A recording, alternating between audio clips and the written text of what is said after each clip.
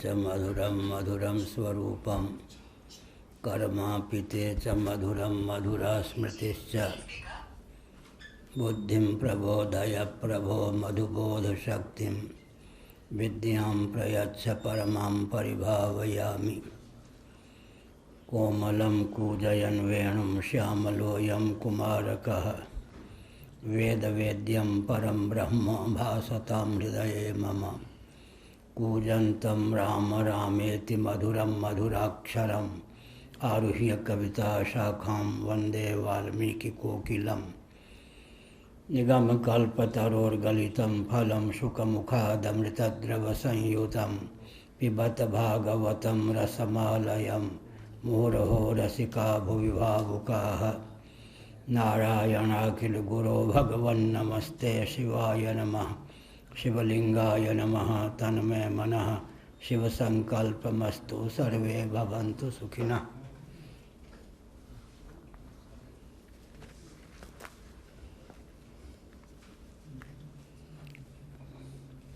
श्री राम जय जय राम। श्री राम जय जय राम।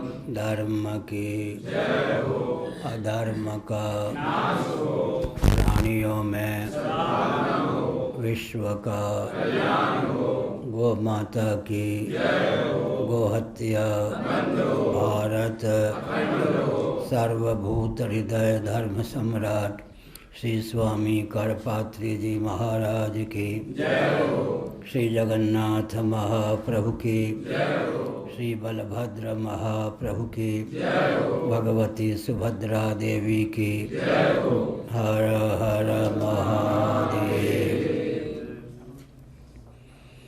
गोविंद जय जय गोपाल जय जय।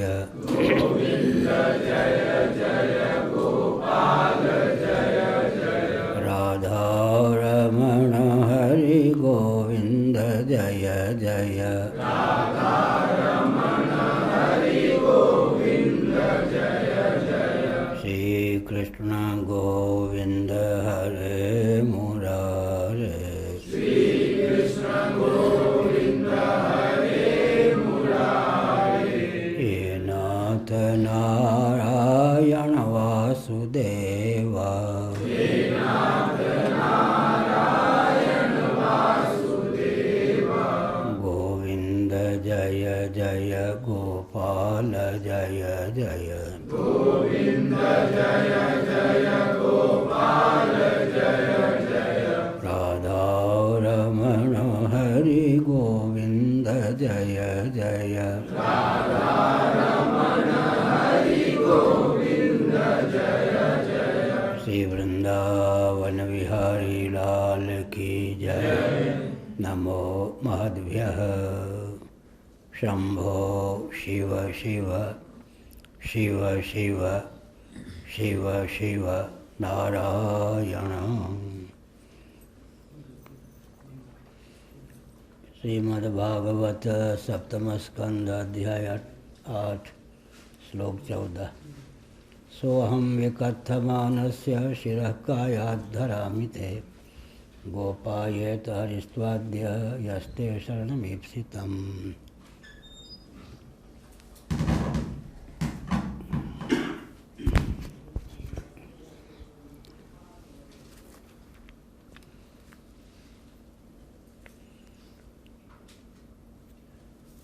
भक्त प्रवर प्रहलाद ने प्रतिज्ञा की, भगवान सर्वव्यापक हैं, सर्वरूप हैं।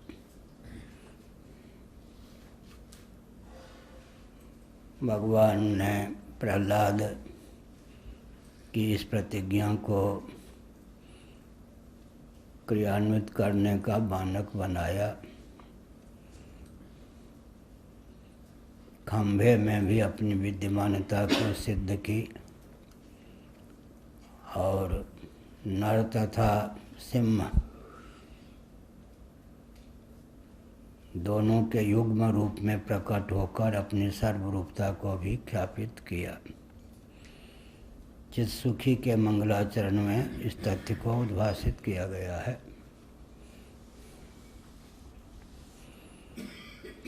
भगवान सर्वगत हैं, सर्वरूप हैं।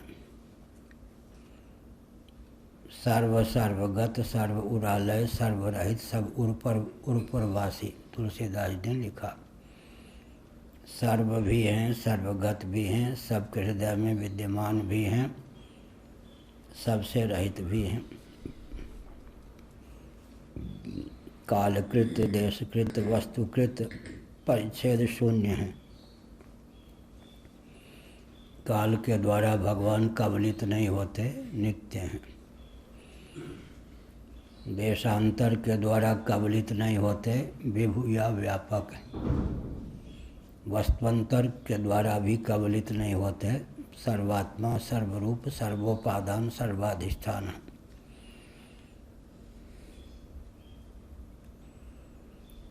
सर्वगत, सर्व उरालय, सबके हृदय में अंतरात्मा, प्रत्यगात्मा होकर भगवान विद्यमान है। सबहि सुलभ, सब दिन सब देशा, सेवत सादर समन कलेसा। सत्संग की यह महिमा सत परमात्मा के ही स्वरूप का ख्यापन करती है।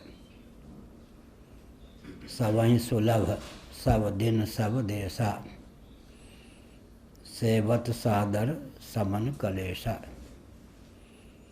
सबहि सुलभ, वस्तुकृत परिच्छेद शून्य भगवान है। सबको सुलभ हैं, ऐसा कोई नहीं जिसे भगवान सुलभ न हो। रूप, यौवन, धन सबको सुलभ नहीं, एकमात्र भगवान ही ऐसे हैं जो सबको सुलभ हैं। क्योंकि वस्तुकृत परिच्छेद शून्य। सब दिन, ऐसा नहीं कि रविवार के दिन भगवान छुट्टी पर हो। सब दिन कालकृत परिच्छेद शून्य है। सब देशा, पाकिस्तान में भगवान ना हो ऐसा भी नहीं है। देशकृत परिच्छेद शून्य भगवान है। सबहि सुलभ, सब दिन सब देशा। लेकिन सेवत सादर समन कलेशा, आदर पूर्वक कोई उनका सेवन करता है तब क्लेशों का समन करते हैं। आदर पूर्वक सेवन करे तब क्लेशों का समन करते हैं। कामक क्रोधादि भी भगवान से उद्दीप्त हैं। कामक क्रोधादि के भी भगवान विरोधी नहीं हैं। सूर्य के जो रश्मि होती है, तूल राशि रुई के ढेर को भी प्रकाशित कर देती है। लेकिन जब कोई व्यक्ति सूर्य की रश्मि को सूर्यकांत मणि आरसी शीशे के माध्यम से अग्नि का रूप प्रदान करता है, तब वह अग्नि के रूप में परिणत सूर्य की रश्मि रुई को जला देती है।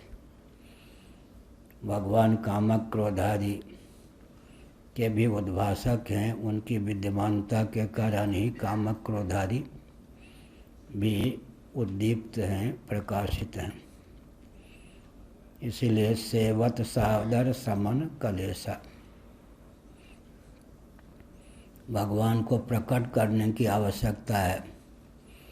जब भगवान प्रकट हो जाते हैं तब दैहिक दैविक भौतिक ताप से जीव छुटकारा पाता है। सौ प्रकटत जीव मोल रतन थे। जैसे सूर्यकांत मणि के माध्यम से प्रकट होकर प्रकाशक ही नाहक भी हो जाता है, वैसे ही भगवान जब चरम वृत्ति के द्वार से प्रकट होते हैं तो अविद्याकृत आवरण के भी विध्वंसक सिद्ध हो जाते हैं। इसीलिए प्रकट करने की आवश्यकता। सौ प्रकट सेवत सादर समन कलेसा। बहुत ऊंची बात है। सदरूप परमात्मा हृदय में प्रत्यगात्मा अंतरात्मा होकर विद्यमान है और हमको मृत्यु का भय प्राप्त है। चिद्रूप परमात्मा हृदय में प्रत्यगात्मा अंतरात्मा होकर विद्यमान है और हमको अज्ञान आवरण प्राप्त है। आनंद स्वरूप परमात्मा हृदय में प्रत्यगात्मा अंतरात्मा होकर विद्यमान है और हम त्रिविध तापों से संतप्त हैं। इसलिए चित्त सामान्य और चित्त विशेष। सूर्य की रश्मियाँ पड़ती हैं तो वो प्रकाशक भाव को प्राप्त होती हैं। घटादि प्रकाश और सूर्य की रश्मियाँ प्रकाशक बन जाती हैं। लेकिन हमने बताया सूर्यकांत मणि आरसी शीशे के माध्यम से जब सूर्य की रश्मियों को अग्नि के रूप में उद्भासित कर लेते हैं तो दाह्य दाहक भाव भी बन जाता है। इसी प्रकार से चित्त सामान्य के द्वारा ही अंतःकरण विभाषित है, काम आदि भी उद्भासित हैं। लेकिन जब उस परमात्म तत्व को श्रवण मनन निधिध्यासन के द्वारा प्रकट कर लिया जाता है तब वे अज्ञान और अज्ञानकृत आवरण के विध्वंसक होते हैं। जीव का चरम परम कल्याण होता है। हिरण्यकशिपु ने कहा, तुम्हारी प्रतिज्ञा है, तुम्हारा ईश्वर विष्णु श्रीमन नारायण जो तुम्हारा रक्षक है ऐसा तुम मानते हो, सर्वव्यापक है, तो इस खंभे में भी है तो दिखता क्यों नहीं?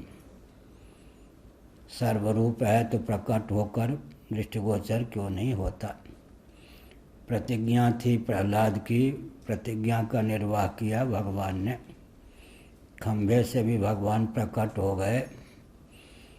अपनी सर्वव्यापकता को भगवान ने सिद्ध कर दी और एक ही समय नरसिंह रूप में प्रकट हुए तो अपनी सर्वरूपता को भी भगवान ने चरितार्थ किया।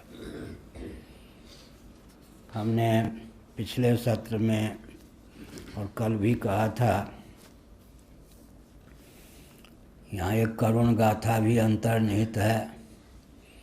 आज हिरण्यकशिपु के रूप में भगवान का खंडन करने वाला कौन है? भगवान नाम लेने वाले, भगवान का यशोगान करने वाले, अपने पुत्र को ही मारने के लिए उद्यत कौन है? हिरण्यकशिपु वो पहले कौन था? भगवान का द्वारपाल, जो कभी भगवान नाम का संकीर्तन करता था, भगवान का यशोगान करता था, भगवान की निंदा सुन नहीं सकता था। आज वह भगवान का यशोगान सुनकर चिढ़ता है, अपने पुत्र को भी मारने के लिए उद्यत होता है। कर्म गति कितनी विचित्र है, विकट। जो कभी भगवान नाम का कीर्तन करता था आज वो भगवान के नाम को सुनना भी पसंद नहीं करता। जो कभी भगवान का द्वारपाल था आज भगवान के अस्तित्व को विष्णु के रूप में स्वीकार करने पर भी विष्णु का द्रोही बन गया। इसलिए कर्म की गति बहुत विचित्र होती है। आज जो राम राम जपता है हो सकता है कल राम राम कहने वाले को मारने दौड़े, काटने दौड़े। तो झटपट अपने उद्धार का बानक बनाना चाहिए। यह वैराग्य की घाटी भी। हिरण्यकशिपु वही है जो कभी भगवान का द्वारपाल था।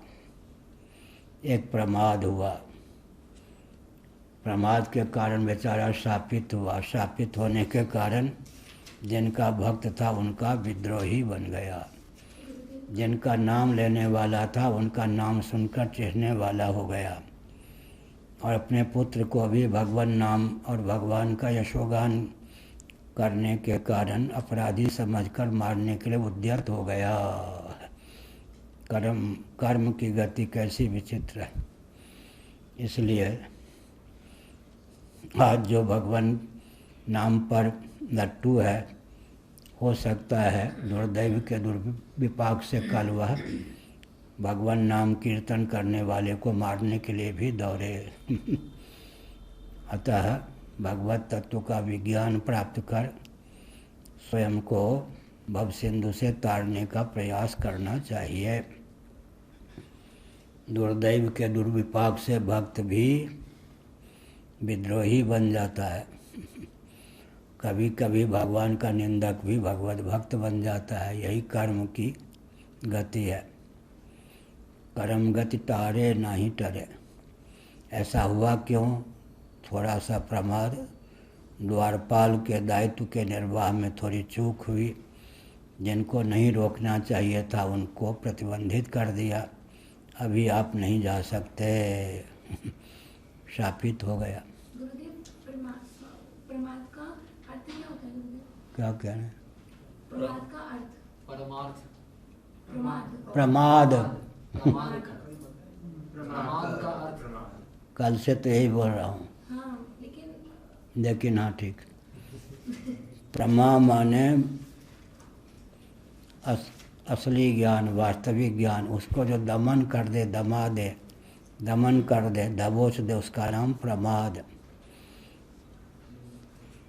प्रमा का यथार्थ बोध का जो दमन कर दे उसका नाम प्रमाद। इसकी व्याख्या हमने की कल परसों। प्रमाद मृत्यु है। प्रमादो वही मृत्यु हो, उपनिषदों में कहा गया। जीवन में प्रमाद, निद्रा, आलस्य प्रमाद, गीता में बहुत बढ़िया ढंग से निद्रा, आलस्य, प्रमाद का चित्रण किया गया है। तमोगुण की प्रगल्भता की दशा में निद्रा, आलस्य, प्रमाद के चपेट में व्यक्ति पड़ता है। प्रमाद की मैंने व्याख्या की एक बार, तो पूज्य स्वामी अखंडानंद जी महाराज बहुत प्रसन्न हुए।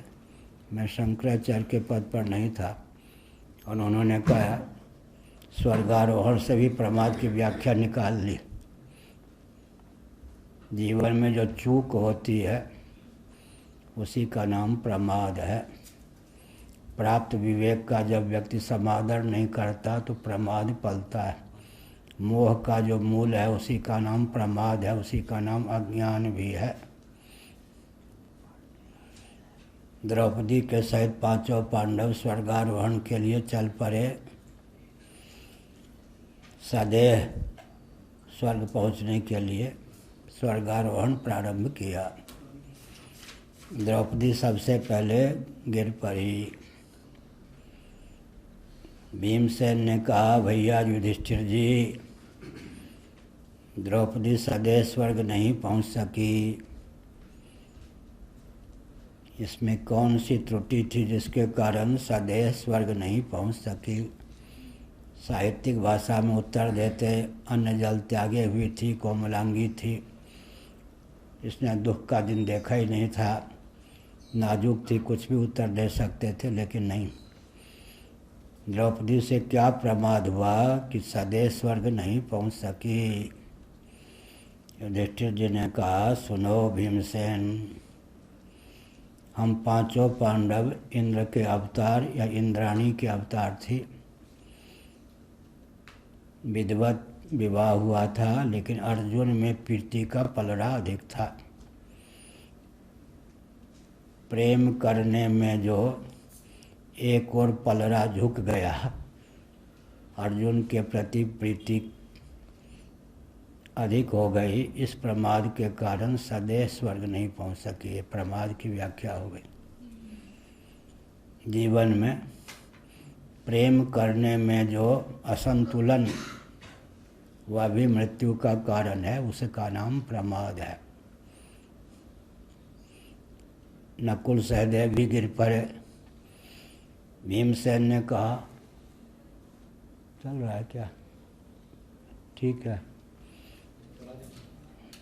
रहने दें, फिर आएगा ही। भीमसेन ने कहा कि नकुल सहदेव भी सदैव स्वर्ग नहीं पहुंच सके, छोड़ दें। इनसे क्या भूल हुई? अश्विनी कुमार के अवतार थे नकुल सहदेव। एक विश्व सुंदर थे, एक विश्व में ज्योतिषी सबसे बड़े थे।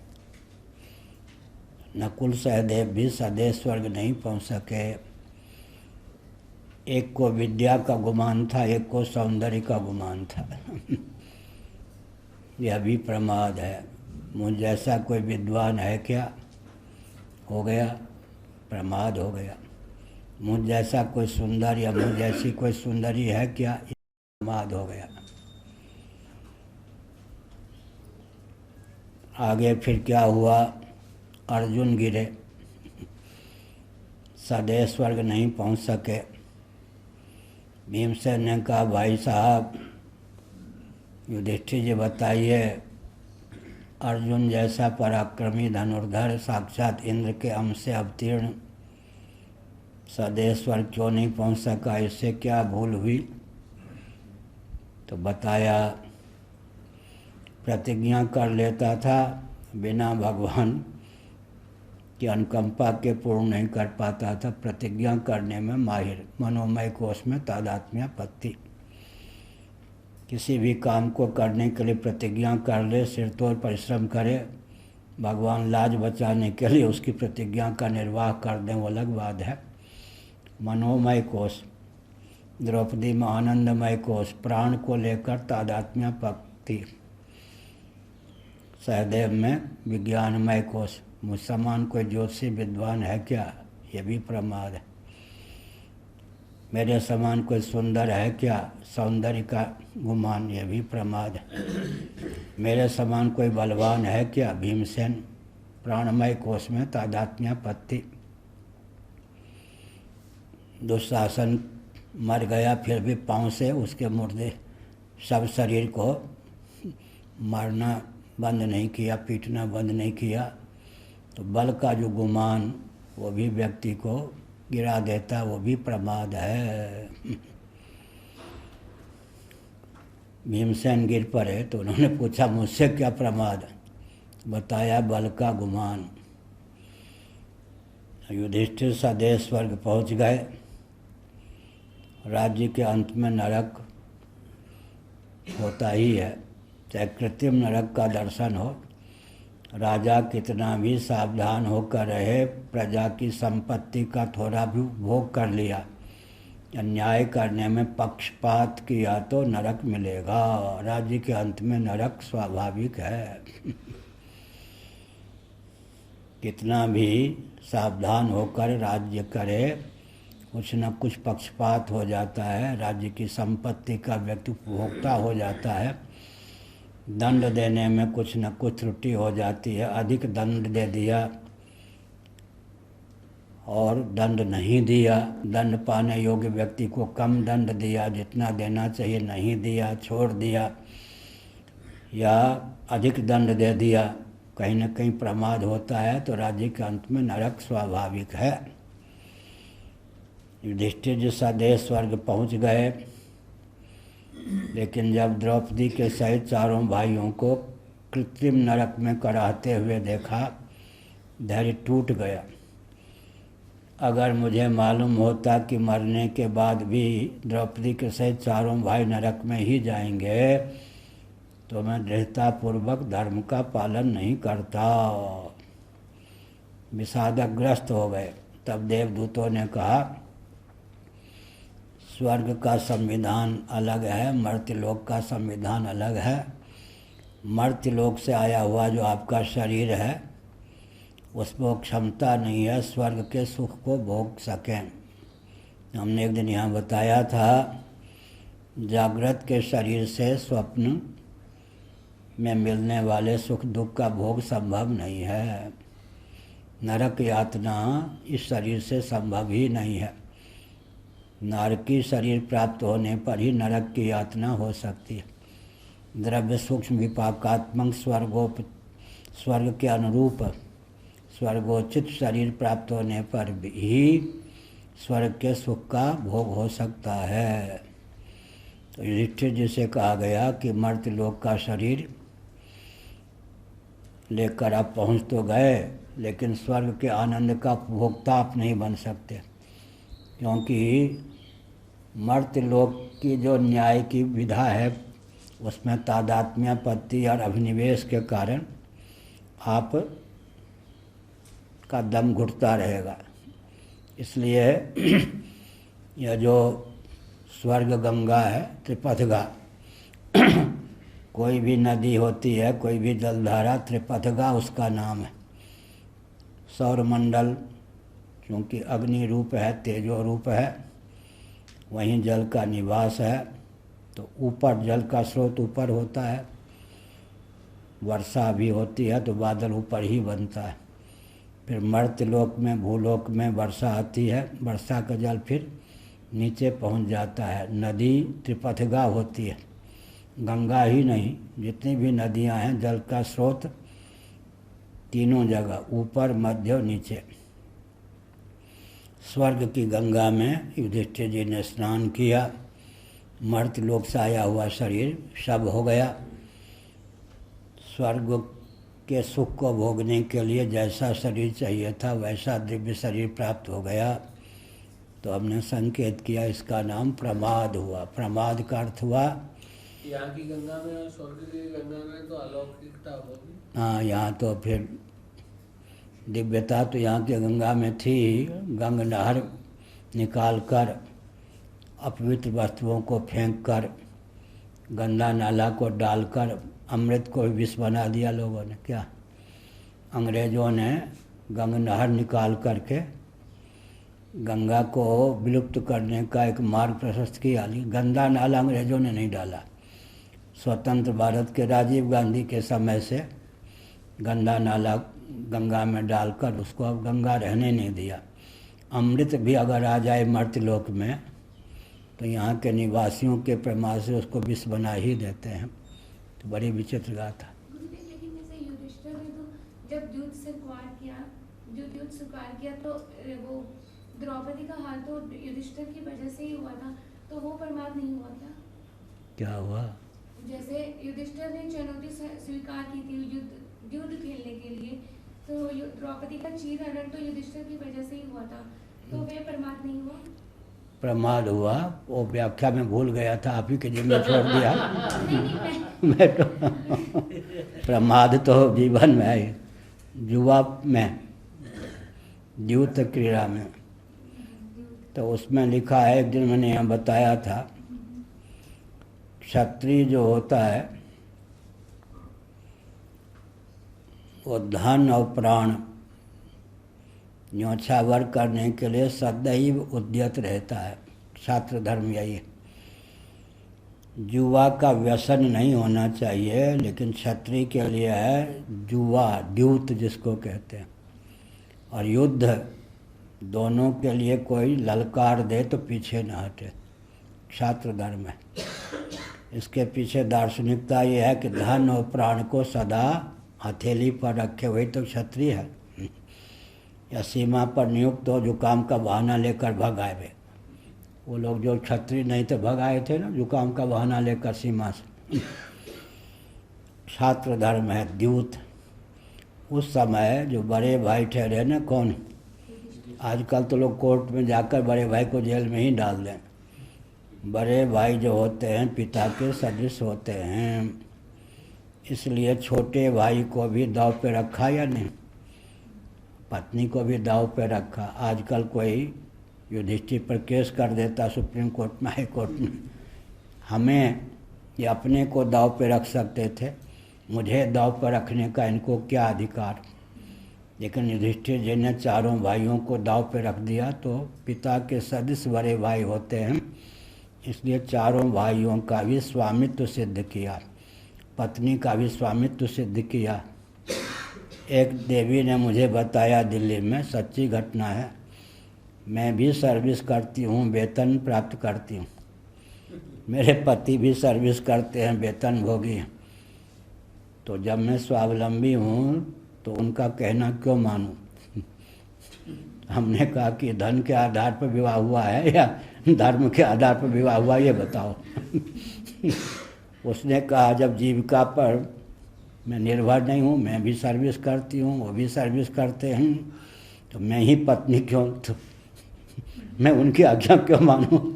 बड़ी विचित्र बात। तो आजकल जो यहाँ की बात नहीं है इस भवन की, आजकल जो लड़कियाँ हैं वो पति नहीं ढूंढती हैं, पति ढूंढती हैं। माने पत्नी ढूंढने का अर्थ पति के नाम पर वो मिले जो यस मैन हो, उठ तो उठ, बैठ तो बैठ। पहले जो थी कुमारी कन्या पति ढूंढा करती थी, अब जो है वो है ना स्वयंवर आदि में किसके गले में डाला जयमाल डाली, जो लक्ष्मी जी ने, जो लक्ष्मी जी से भी बिल्कुल एकदम तन दुपट्टा ओढ़े हुए थे विष्णु, और जो लक्ष्मी जी को चाहते थे उनको लक्ष्मी जी ने वरण नहीं किया। आजकल जो लड़कियां हैं वो पति नहीं ढूंढती हैं, पत्नी ढूंढती हैं। पहले पति ढूंढा करती थी, होली हो गई। ठीक, तो मैं क्या कह रहा था कि प्रमाद, यही ना। अब यहाँ पर 14वां चल रहा था। सोहम विकथमानस्य शिरः कायात् धरामि ते गोपायेत हरिष्ट्वाद्य शरणमीप्सितम्। विषय यह चला कि कभी जो भगवान के द्वारपाल थे, भगवान का यशोगान करते थे, दुर्दैव के दुर्विपाक से शापित होने के कारण आज वे अपने पुत्र को ही भगवान नाम लेने के कारण भगवान श्रीमन नारायण विष्णु का यशोगान करने के कारण मारने के लिए उद्यत। यही है कर्म गति, बहुत विचित्र है। गोपायेत हरिष्ट्वाद्य यस्ते शरणमीप्सितम्। 14वां श्लोक है। भगवान सर्वत्र हैं, सर्वरूप हैं, सर्व सर्वगत सर्वगुणालय, यह सब ही सुलभ, सब दिन सब देशा, सेवत सादर समन कलेसा। वस्तुकृत परिचय शून्य होने के कारण भगवान सबको सुलभ हैं। कालकृत परिचय शून्य होने के कारण सब दिन सुलभ हैं। देशकृत परिचय शून्य होने के कारण सर्वत्र सुलभ हैं। अस प्रभु हृदय अक्षत अभिकारी, सकल जीव जग दीन दुखारी। नाम निरूपण नाम जतनते, सो प्रकटत जिम मूल रतनते। ऐसे भगवान हमारे हृदय में अंतरात्मा प्रत्यगात्मा होकर विद्यमान हैं। परंतु आश्चर्य की बात है, सकल जीव जग दीन दुखारी सदरूप परमात्मा हृदय में प्रत्यगात्मा अंतरात्मा होकर विद्यमान हैं और हमको मृत्यु का भय प्राप्त है। चिद्रूप परमात्मा हृदय में प्रत्यगात्मा अंतरात्मा होकर विद्यमान हैं और हम अज्ञान आवरण के मोह के चपेट में पड़े हुए हैं।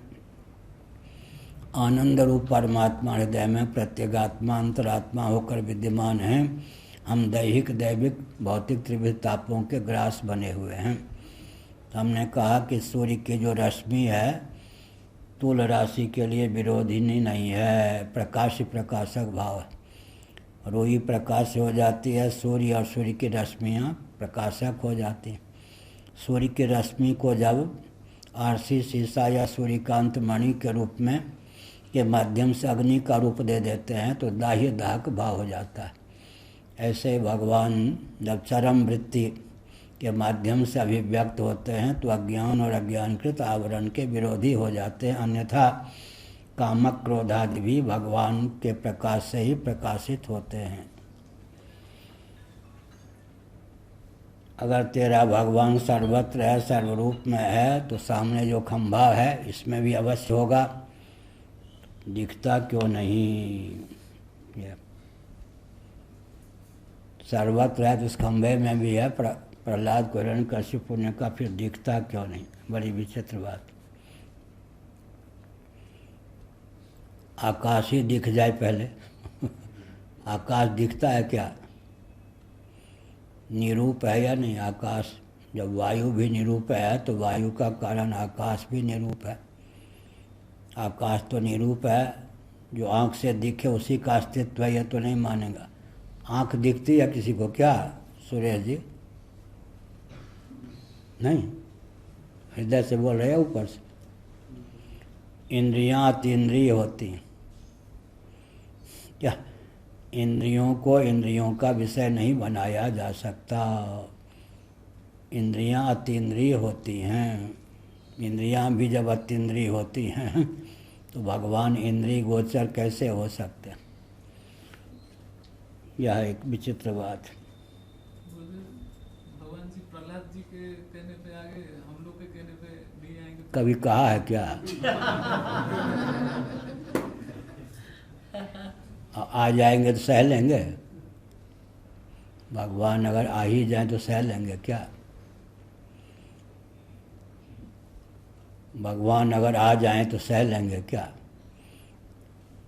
अपने ही जाति बिरादरियों को काट काट के गाजर मूली की तरफ फेंकवा दिया श्री कृष्ण ने, कोई सहेगा क्या? क्या भगवान आए या नहीं यदुवंश में? तो अन्य जो उस समय परिपंथी थे मानवता के लिए, उन सबको कटवा दिया। बाद में सोचा कि मैं लीला का संवरण कर लूँगा तो ये भी पृथ्वी के लिए भार बन जाएंगे। तो अपनी आँखों के सामने प्रभासा क्षेत्र में गाजर मूली की तरह रिश्तेदार नातेदारों को कटवा दिया। भगवान जो भगवान के रूप में अवतीर्ण होंगे, कोई सहेगा भी क्या? भगवान को सहने की क्षमता है क्या? और कब भगवान को पुकारा होगा? डालमा रबड़ी कचौरी पराठे। भगवान क्यों नहीं आते हैं?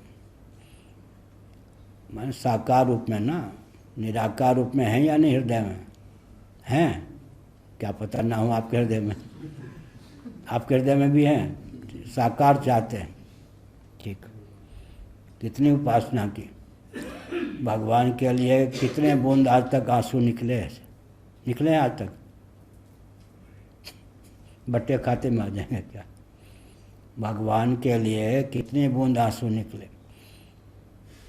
क्या रिश्तेदार नातेदार पर आँच आ जाए, शरीर पर आँच आ जाए, रोने लगते हैं। भगवान के लिए रोना सीखा क्या?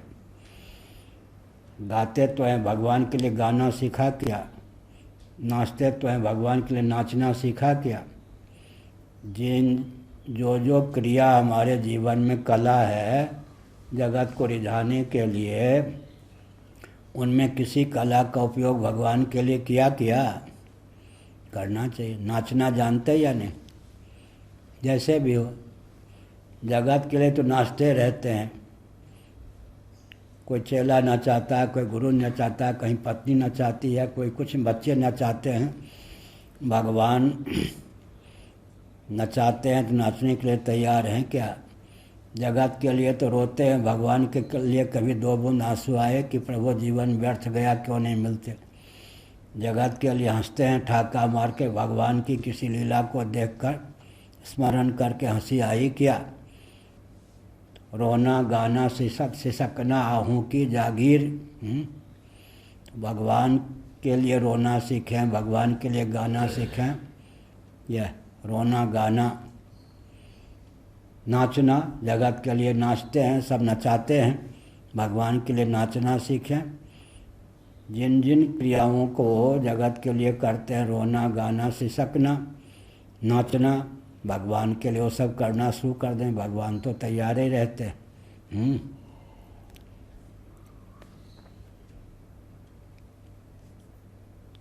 तो जिसकी शरण में है, जिसका शरणागत अपने को कहता है, वो अगर इस खंभे में भी है तो दिखता क्यों नहीं?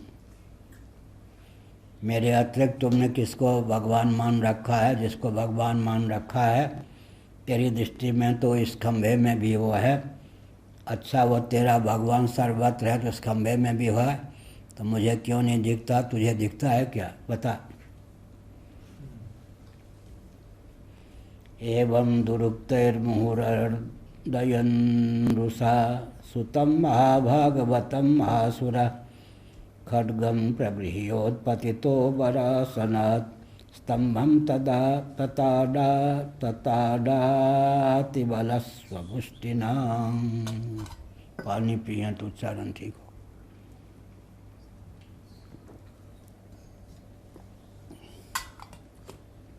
पंद्रहवां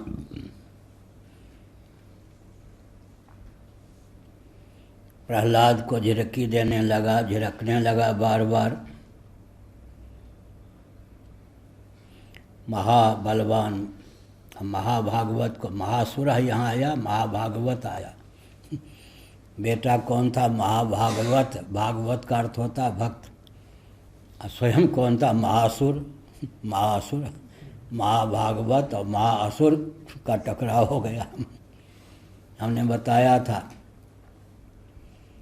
संबंध और सिद्धांत दोनों का निर्वाह अगर कोई करे तो प्रहलाद होने की संभावना है।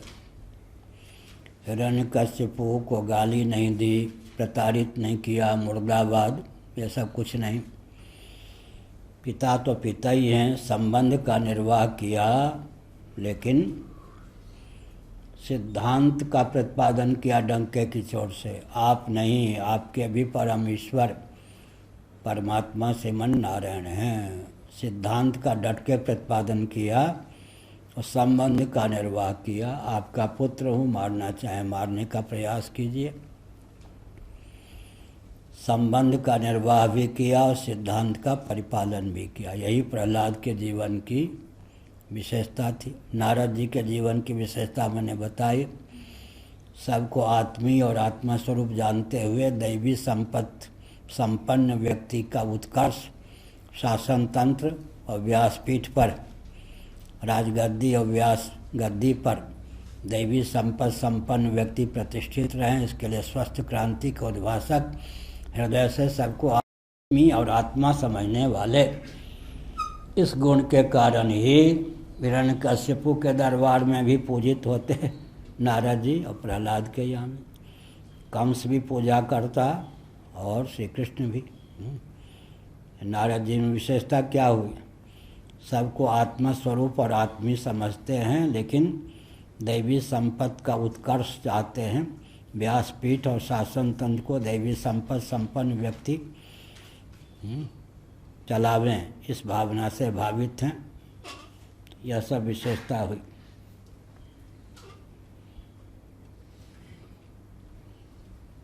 एवं दुरुक्तैर्मुहुरर्दयन् पुरुषा सुतं महाभागवतं महासुरः। एक महाभागवत, एक महाअसुर। खड्गं प्रगृह्योत्पतितो वरासनात् स्तंभं तदा तताडाति बलः स्वमुष्टिना। महादैत्य, महाअसुर, भगवान का परम प्रेमी, परम प्रेमी महाभागवत प्रहलाद को डांटने लगा, फटकारने लगा, सताने लगा। क्रोध के अत्यंत वशीभूत होकर हाथ में उसने खड्ग ले लिया, सिंहासन से कूद पड़ा। अत्यंत बलपूर्वक उसने खंभे को एक घूंसा मारा। भवन तो उसी का था, लेकिन प्रहलाद की प्रतिज्ञा को भगवान पूर्ण करना चाहते थे। प्रतिज्ञा प्रहलाद की पूर्ण की भगवान ने। नैयायिकों के यहाँ पंचावय वाक्य के द्वारा प्रतिज्ञा की पूर्ति की जाती है। यहाँ दुदमुहे प्रहलाद ने प्रतिज्ञा की पूर्ति किसने की? भगवान ने। भगवान सर्वत्र हैं, इस खंभे में भी हैं, इस खंभे में भी हैं। प्रतिज्ञा तो कर ली प्रहलाद ने, तो दिखता क्यों नहीं? खंभे को ही बस घुसा मारे, प्रहार किया गदा आदि का। वहीं से अपना भवन टूट जाए, वहीं से भगवान का प्राकट्य हो गया। शब्द ब्रह्म के रूप में पहले प्राकट्य हुआ, भगवान प्रकट हुए। गूंज, बहुत जोर से अट्टहास आवाज, उसके बाद स्वयं भी प्रकट हो गए। खंभे से प्रकट होकर चित सुखी मंगलाचरण के अनुसार भगवान ने अपनी सर्वव्यापकता सिद्ध की। एक साथ नर और सिंह के रूप में प्रकट होकर आधा विग्रह नर आधा विग्रह सिंह अपनी सर्वरूपता को द्योतित किया। भगवान सर्वत्र हैं, सर्वरूप हैं, इस तथ्य को उद्भासित किया। प्रहलाद की प्रतिज्ञा का निर्वाह भगवान ने किया। खंभे से प्रकट होकर उन्होंने अपनी सर्वव्यापकता को सिद्ध की। एक साथ नर सिंह दोनों रूप में प्रकट होकर के उन्होंने अपनी सर्वरूपता को भी सिद्ध कर दी, अपने श्री विग्रह से ही।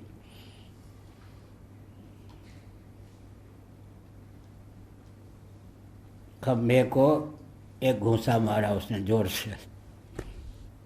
तदैव तस्मिन् मिनदोति भीषणो बभूव येनाण्डकटाहमस्फुटत् यं वै स्वधिष्ण्योपगतं त्वजादयः श्रुत्वा स्वधामाप्ययमंगमेनिरे। जो ही उसने घूसे का प्रहार किया खंभे पर, भयंकर शब्द हुआ। पहले शब्द ब्रह्म, फिर पर ब्रह्म का प्राकट्य। शब्द ब्रह्म, शब्द भयंकर शब्द हुआ। अंडकटाहम स्फुटत, ब्रह्मांड मानो फट जाएगा, इतना भयंकर शब्द हुआ। लोकपालों तक वह ध्वनि पहुंच गई। भगवान ने जो दर्शन देने के पहले एक गूंज हुई, उस गूंज की पहुंच लोकपालों के पास तक हो गई। ब्रह्मा इत्यादि को लगा कि बस अब लोकों का अंत होने वाला है। ब्रह्मा जी को भी आश्चर्य हुआ।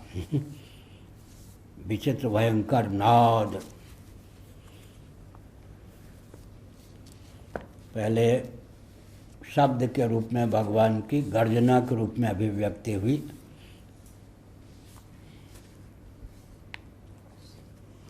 श्रुत्वा स्वधामाप्ययमंगमेनिरे।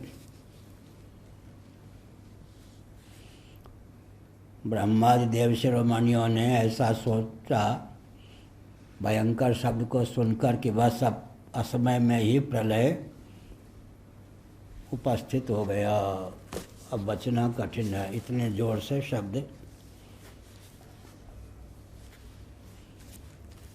द्रुत गति से और तीव्र गति से शब्द की अभिव्यक्ति हुई। भगवान पहले शब्द ब्रह्म के रूप में अभिव्यक्त हुए।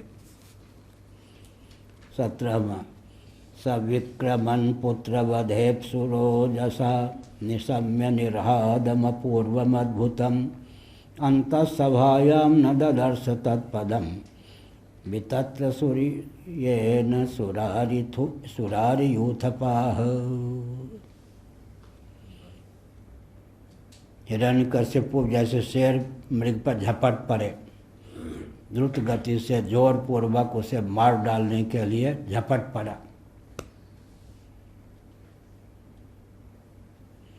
लेकिन वो जो भयंकर शब्द हुआ था उसको सुनकर वो घबरा गया, मानो घबरा गया। वो भी तो आखिर शापित भक्त था ना। वो शब्द है तो कोई न कोई वक्ता अवश्य होगा।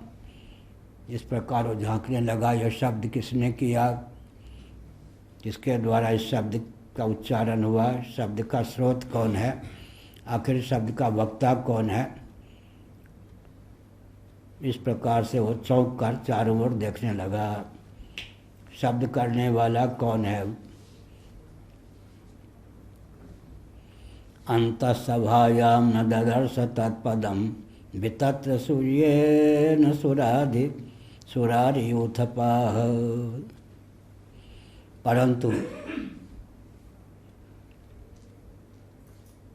सेनापतियों को भी भय से कपा देने वाला, हिरण्यकश्यप को भी अत्यंत प्रकंपित करने वाला, आश्चर्यचकित करने वाला शब्द तो सुनाई पड़ा, लेकिन वक्ता कहीं दृष्टिगोचर नहीं हुआ।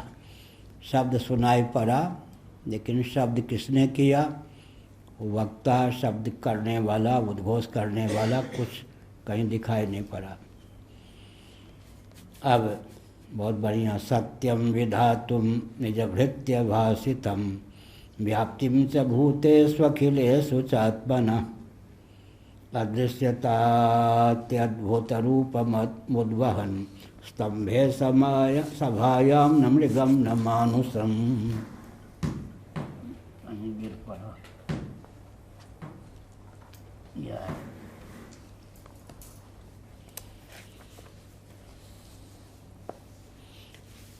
बहुत बढ़िया। सत्यम विधातुम निज भृत्य भाषितम। अपना भृत्य सेवक प्रहलाद ने जो कहा उसके वचन को सत्य सिद्ध करने के लिए भगवान ने स्वयं को व्यक्त किया। हम लोग दाव खेलते हैं, भारत अखंड हो, अपने बलबूते पर कुछ कर पाएंगे क्या? लेकिन बोलते हम हैं, करते भगवान हैं। तो भगवान ही बुलवाते हैं, हम लोगों में क्या शक्ति। आज भी मैं सोच रहा था 2 कदम तो ठीक से चल नहीं सकता, लेकिन यह कहे बिना रह भी नहीं सकता। 1 लाख आतंकवादी आकर चारों ओर से घेर लें, भारत अखंड हो कहना बंद करो, नहीं तो मार डालूंगा, फिर भी कहूँगा, वो डरूंगा नहीं। तो ऐसे है ना, ऐसी प्रकार प्रतिज्ञा प्रहलाद ने की, पूर्ण प्रतिज्ञा की पूर्ति भगवान ने की। यह बात बहुत बढ़िया।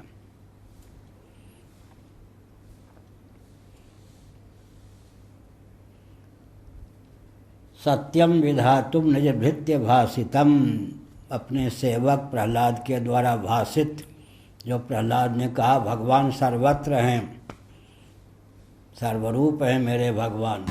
कहाँ है तेरा भगवान? पिताजी आप कहते हो कहाँ है, कहाँ नहीं है?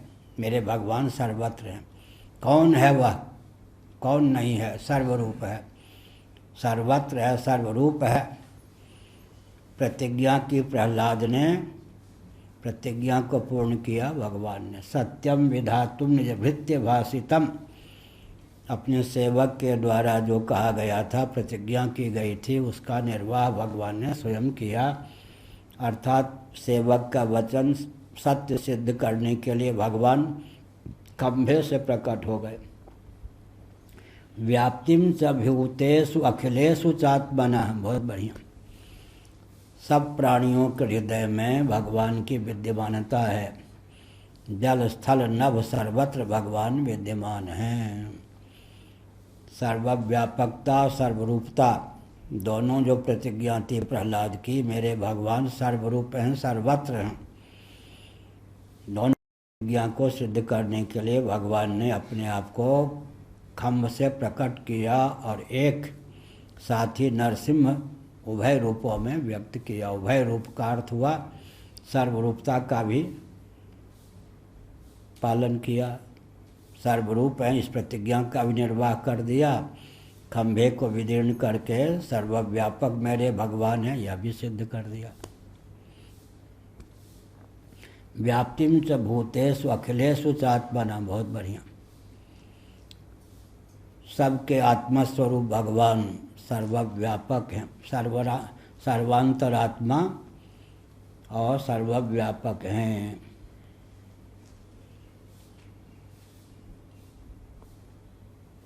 ब्रह्मा जी की वाणी और अपने भक्त प्रहलाद की वाणी को, दोनों ही भगवान के भृत्य हैं, सार्थक करने के लिए प्रकट हो गए।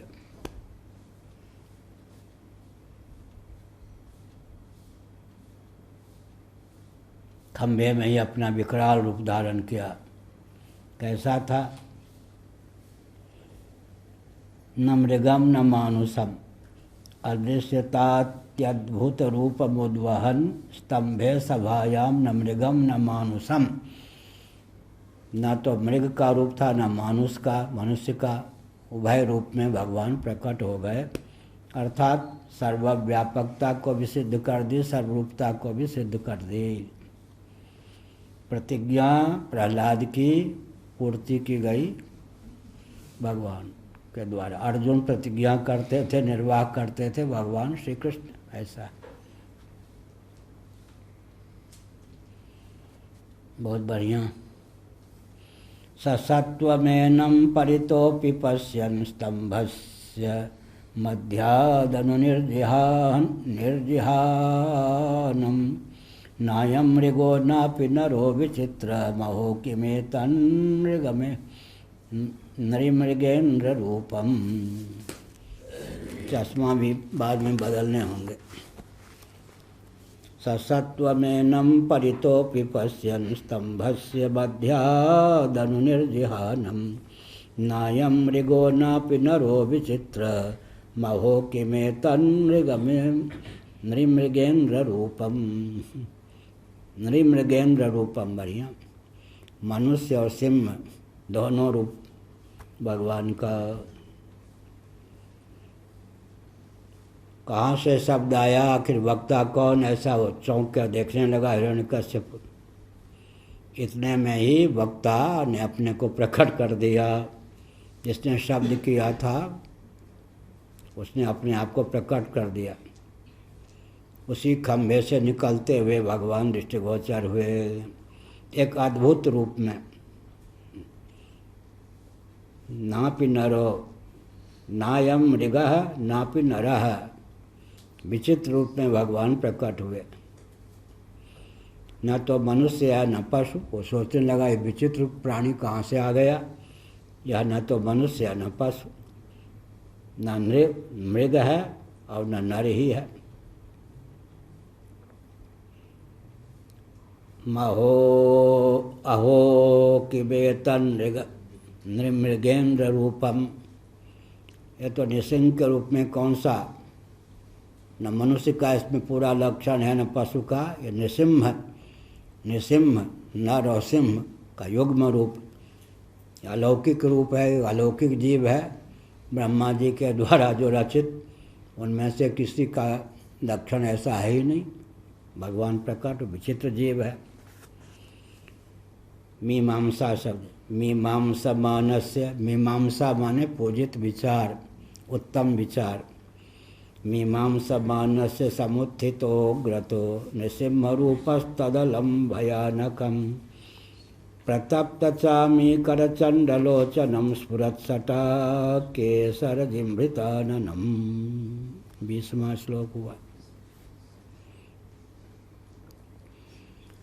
हिरण्यकश्यप सोच ही रहा था ये कैसा अद्भुत है। बड़ा भयानक रूप था भगवान का। तप्त सुवर्ण के समान पीली पीली भयंकर आँखों से युक्त भगवान थे। वो जमाई ले रहे थे एकदम। उससे क्या हो रहा था, इतने जोर से कि गर्दन के बाल इधर उधर लहरा रहे थे। इस प्रकार भगवान नृसिंह प्रहलाद की रक्षा के लिए, प्रहलाद की बात को सत्य करने के लिए ब्रह्मा जी ने जो वरदान दिया था, ब्रह्मा जी ने क्या दिया। व्यक्ति अपनी मृत्यु से बचने के लिए अनेकों प्रयास करता है। हिरण्यकश्यप, न दिन में मरूं न रात में मरूं, न नर से मरूं न सिंह से बनूं। ब्रह्मा जी के आपके बनाए हुए किसी प्राणी की ऐसे न उत्तरायण में मरूं न दक्षिणायन में मरूं।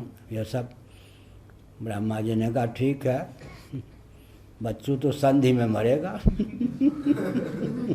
क्या ये है, जंगा पर लेटा देंगे, मार देंगे। भगवान ने कोई रास्ता निकाल ही लिया क्या, न उधर न भारत में न चीन में, तो संधि में मरेगा फिर। भगवान ने रास्ता निकाल लिया। इसका अर्थ क्या है, जो दुष्ट होता है अपनी बुद्धि से क्या जेल में न जाऊं, मारा न जाऊं, सारा प्रयत्न करता है। दुष्ट जो होता है सारा प्रयत्न करता है। एक किसी ने कहा हमसे, अब नाम भूल गए, नाम लेंगे, हंसी में कहा, ठीक है कहा, कि वो सोच रहा था कि चंबल का डाकू बनूं। कोई कहा पवन जी, हैं पवन, अच्छा पवन बिहार वाले ने, उसने कहा कि वो चंबल का डाकू बनना चाहता था, लेकिन सोचा कि पकड़ा जाऊंगा तो जेल में चला जाऊंगा, इसलिए डाकू तो नहीं बना, फिर आपके पास आ गया। मैं चंबल का डाकू बनना चाहता था, लेकिन सोचा कि पकड़ा जाऊंगा, मारा जाऊंगा या नहीं, पकड़ा जाऊंगा तो जेल में पड़ जाऊंगा, इसलिए फिर सोचा डाकू न बन के महाराज के पास ही चले जाए। वो पवन घर गया है, अभी तो मालूम है कि कार्यक्रम नहीं है, घर में रहेगा। जब वो दुबला पतला ऐसा हो जाएगा भूखे प्यासे तब आएगा। एक कोई आया, कहाँ का था वो हरदोई जिला के कौन है, शाहबाद वाला, 15 दिन में 15 किलो वजन यहाँ बढ़ गया। कौन कन्हैया था, यहाँ का विद्यार्थी भी था। अब देखो कौन से घी यहाँ दूध मिलते, 15 दिन में सचमुच में 15 किलो वजन बढ़ गया।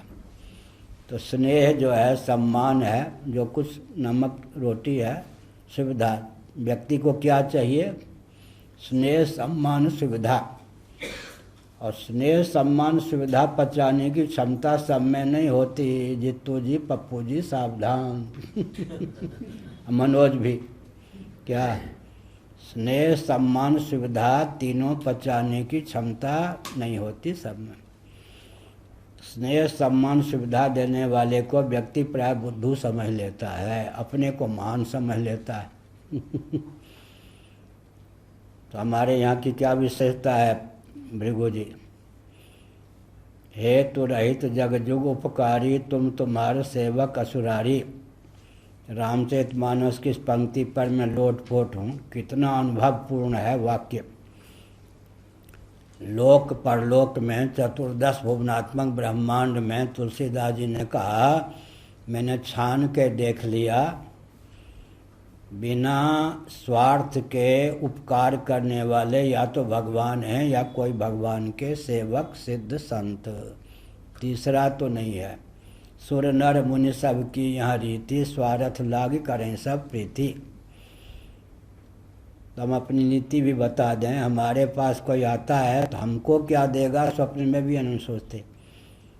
हम इसके लिए क्या वरदान स्वरूप सिद्ध हो सकेंगे लौकिक उत्कर्ष में, पारलौकिक उत्कर्ष में, परमात्मा की प्राप्ति तक में हम कितना सहयोगी सिद्ध हो सकेंगे। यह हमको क्या देगा? 2 रुपया देगा, सेवा देगा, पाँव दबाएगा, स्वप्न में भी हमें यह ध्यान नहीं होता। हम इसको क्या देंगे, हम इससे क्या लेंगे? कुछ नहीं। पाँव दबाएगा ये भी नहीं ध्यान होता। भगवान देंगे, प्रारब्ध में है तो कोई पानी देने वाला रहेगा ही। हम इसको क्या देंगे? तो बिना स्वार्थ के प्रेम करने वालों में हम हैं। तो जो इस रहस्य को नहीं समझते वो हमको बुद्धू समझ लेते हैं और सोचते हैं वो शंकराचार्य के यहाँ इतना मुझे सम्मान मिला तो मैं इतना महान हूँ। फिर हमको छोड़ करके अपनी महत्ता प्रकट करते हैं तो वहाँ तो कबूतर और उल्लू भी सिद्ध नहीं होते। फिर कबूतर उल्लू भी सिद्ध नहीं होते हैं फिर। इसलिए बिना स्वार्थ के प्रेम करने वाले भगवान और भगवान के भक्त ही होते हैं। तो हम भी इतना स्नेह देते हैं, सम्मान देते हैं, जो कुछ अपने पास सुविधा है देते हैं। हमको छोड़ के जाएगा अपने प्रमाद से, 14 भुवन में कहीं भी उसको ठिकाना नहीं मिलेगा। अर्थवाद कोई बढ़ चढ़ के बात नहीं है। 14 भुवनों में हम लोगों की गति है। ये नहीं कि यहीं बैठे हम, यहाँ बैठ के भारत अखंड जेल में डाल दिया जाए क्या? हमारी नकल करने वालों को कितना दंड मिला, बोल कर टिक सकता कोई 1 मिनट भी? यहाँ बैठे हैं। 14 भुवनों में हम लोगों की गति है। इसका मतलब अगर यहाँ से कोई अपनी नादानी से कटा, हमारी नादानी से कोई कट नहीं सकता, अपनी नादानी से कटा तो हमको विश्वास है कि 14 भुवन में कहीं भी उसको ठिकाना नहीं मिलना है। और कम से कम 5000 वर्षों तक तो भटकता ही रहेगा। कहीं छुछुंदर होगा, कहीं उल्लू होगा, कहीं चमगादड़ होगा, कहीं वृक्ष होगा। इसलिए बड़े डट के प्रेम से रहते हैं, किसी के प्रति द्वेष नहीं, सबके उत्कर्ष का मार्ग प्रशस्त करते हैं। इसलिए हेतु रहित जगजुग उपकारी, तुम तुम्हार सेवक असुरारी।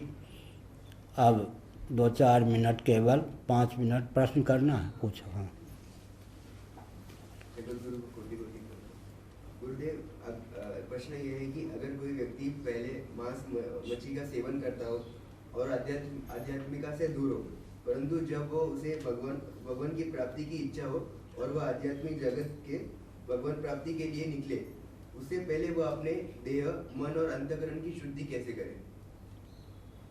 बिना शुद्धि के भगवत प्राप्ति के लिए निकलेगा कैसे? शुद्ध हो गया तभी तो भगवत प्राप्ति का भाव होगा ना। क्या आप कह रहे हैं कि निकले तो कैसे निकले भगवत प्राप्ति के लिए? यह प्रश्न भी भगवान प्राप्त करने योग्य हैं। भगवत प्राप्ति जीवन का लक्ष्य है। इतना बोध जिसको होगा वही तो ऐसा प्रश्न भी करेगा। तो पहले जो कुछ खाया पिया उस पर भगवान पानी फेर देते हैं। अवलो नसानी अवलो नसई हो, जो हो गया हो गया, आगे फिर ऐसी त्रुटि नहीं होगी। अखाद्य पदार्थों का सेवन नहीं करूँगा। ठीक, आगे। हाँ पूछो जी। हाँ अच्छा, ये कहाँ के? अच्छा गुरु जी, शास्त्र में जैसे बताया जाता है कि भगवान श्री कृष्ण ने जब किए थे जदुवंशियों को खत्म कर दी, तभी जो जदुवंशी लोग हैं जो अपने जदुवंशी से, तो कौन से जदुवंशी? अच्छा अच्छा, कोई बीज रूप में उद्धव जी ऐसा बचे या नहीं? बीज का नाश नहीं किया ना। वहाँ भी कौन कौन बच गए युद्ध में ये लिखा है या नहीं? उन्हीं से वंश चला। बीज का नाश नहीं किया भगवान ने, बीज का नाश नहीं किया। महाभारत पढ़िए, भागवत पढ़िए, अमुक अमुक को छोड़ दिया, बाकी को मरवा दिया, उन्हीं से वंश परंपरा चली। भागवत में उनका नाम है जिनसे वंश परंपरा चली।